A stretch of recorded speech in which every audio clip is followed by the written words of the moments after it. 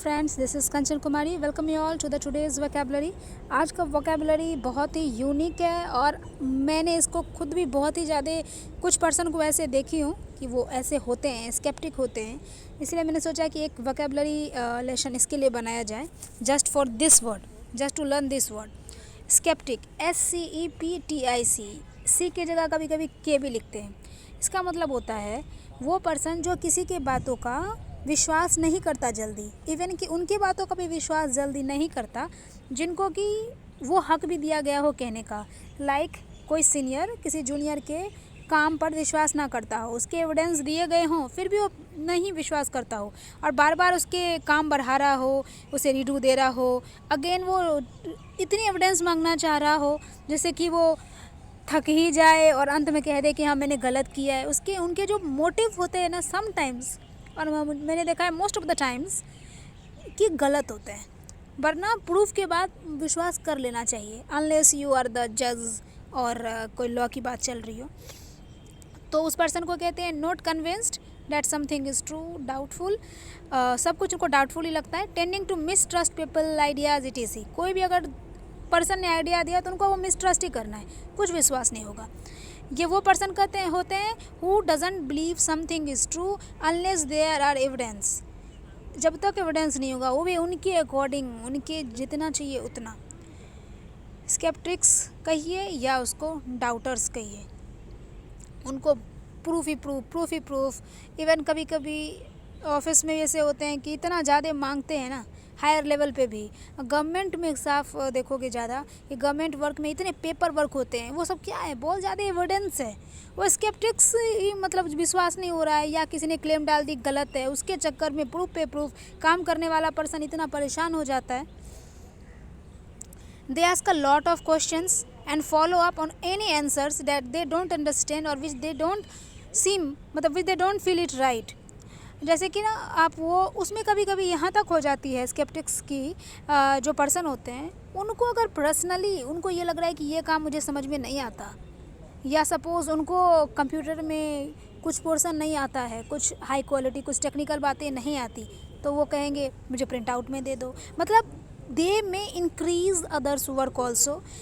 बहुत सारे क्वेश्चंस पूछना है उनको ताकि उनको मतलब उनको संतुष्टि हो। कभी कभी वो ये तक नहीं सोचते कि मेरे सीट पर जो मैं बैठी हुई हूँ या बैठा हुआ हूँ उस पोस्ट को सही लगना चाहिए, पर्सनल में नहीं सही लगना चाहिए, उसके लिए मुझे स्टडी भी करना चाहिए। लेकिन वो जब तक उनको सही ना लगे, उनको पर्सनली संतुष्टि ना मिल जाए, ये जो पर्सन होते हैं ना आउट ऑफ फियर काम करते हैं, जिनको कि रिस्क मैनेजमेंट नहीं आता ना, वो पर्सन स्केप्टिक्स होते हैं। मैं ये बार बार कह रही हूँ कि वैसी पर्सन की बात नहीं कर रही हूँ कानून में, लॉ में, या कोई कुछ केस वाला बात हो, नॉर्मल केस में भी जिनको रिस्क मैनेजमेंट नहीं आता वो, और उनके पास सीनियर पोस्ट है अगर, तो उनको senior post at home also या एट ऑफिस ऑल्सो, तो वो स्केप्टिक्स हो सकते हैं। एग्जाम्पल सेंटेंसेस में, you can trust me he said, his boss looked sceptical. उसने कहा कि आप मेरे पर विश्वास कर सकते हो, पर उसके बॉस को लगा मतलब स्केप्टिकल देख रहा है कि नहीं विश्वास कैसे कर सकता हूँ, क्या पता झूठ बोल रहा हो, क्या पता उसने ये गलत सारा एविडेंस दे दिया हो।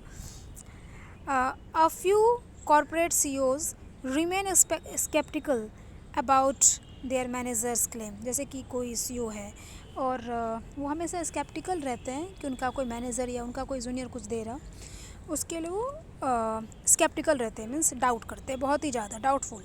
माई assurance don't satisfy him, he is still sceptical. मैंने उसको एश्योरेंस दिया, जैसे कि सपोज़ हम किसी वेबसाइट में कस्टमर सर्विस एजेंट ने एश्योरेंस दिया कि आपका जो प्रोडक्ट है, आइटम है, वो कल आ जाएगा, लेकिन कस्टमर के साथ कस्टमर को विश्वास नहीं हो रहा है। अब वही कस्टमर बार बार उसको मेल में पूछ रहा है नहीं फिर भी कब आएगा, 5-5 मिनट में मेरा सामान कब आएगा, वो डाउटफुल है। I am sceptical about his chances of winning. ऐसे पर्सनल लाइफ में भी होता है कि हम जीतना चाहते हैं, बट हमारे किसी नॉट सो कॉल्ड, जो हमारे वेल विशर नहीं होते हैं एग्जैक्टली, उनको लगता है कि जीतेगा कि नहीं जीतेगा। And sometimes with parents also it happens कि उनको लगता है शायद कहीं हार ना जाए, मतलब कुछ दिक्कत ना हो जाए। वो बहुत ही पॉजिटिव होते हैं नेगेटिव चीज़ होने के बारे में, तो उसे भी स्केप्टिक्स कहेंगे। पेरेंट्स भी उस टाइम के लिए स्केप्टिक्स हो जाते हैं।